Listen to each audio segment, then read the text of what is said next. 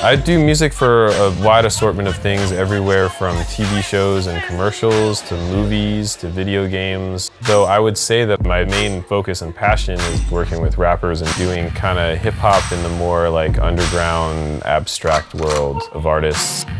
Always with some electronic kind of flair to it, but definitely I'm one of the more like hip-hop rooted members of Team Supreme.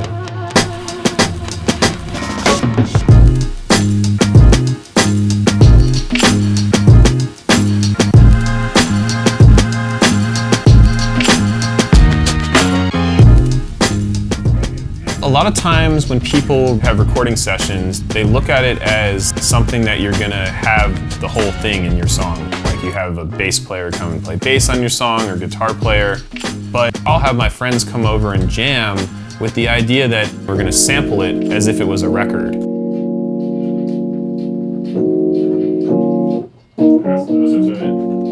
When it comes to sampling in general, everyone has these same sample libraries that are all over the internet.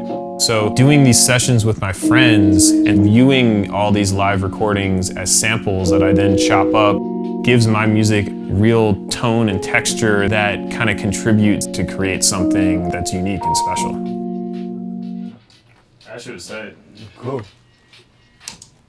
Even sometimes when it is a track that I have started already and we jam over top of it, I try not to give people too much preconceived notions because I know for myself as a musician, when someone tells me to think about too many things as I'm about to record, like you don't end up being quite as creative. Sounds good.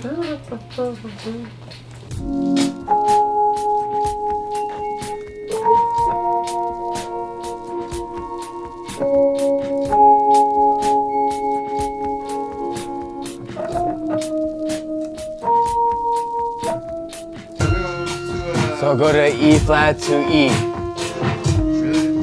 No, but since it's B flat, go to B, maybe, yeah. Oh, this shit's crazy. Yeah, tune fucked up.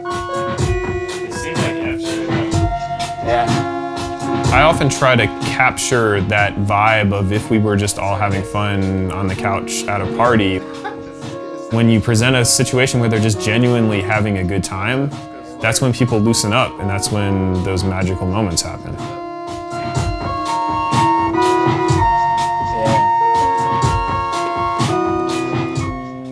Captain Snow?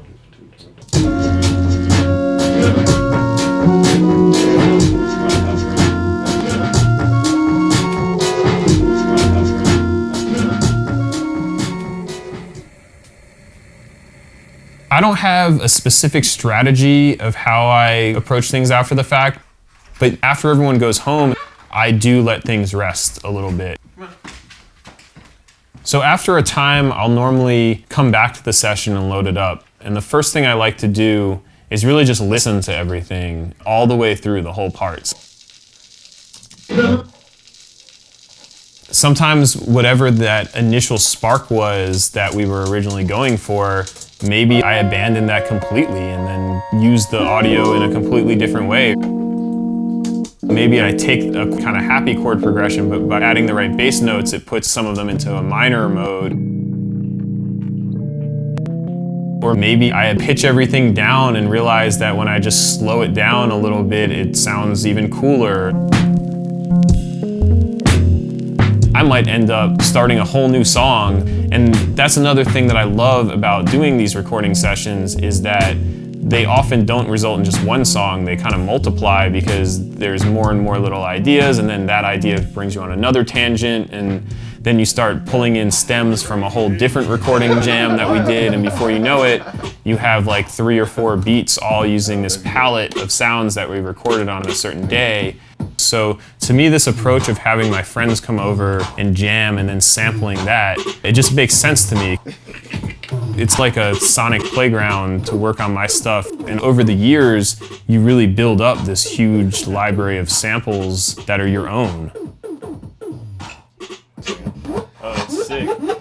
And ultimately, it's a really good way of having fun with your friends and making music. And to me, keeping it fun is so important. I've been doing this for a long time, for like over 15 years. If it wasn't fun, I wouldn't want to make music anymore. I'm so blessed in that my job is something that's like not really a job. And I try my best to kind of keep it framed in that way in my life.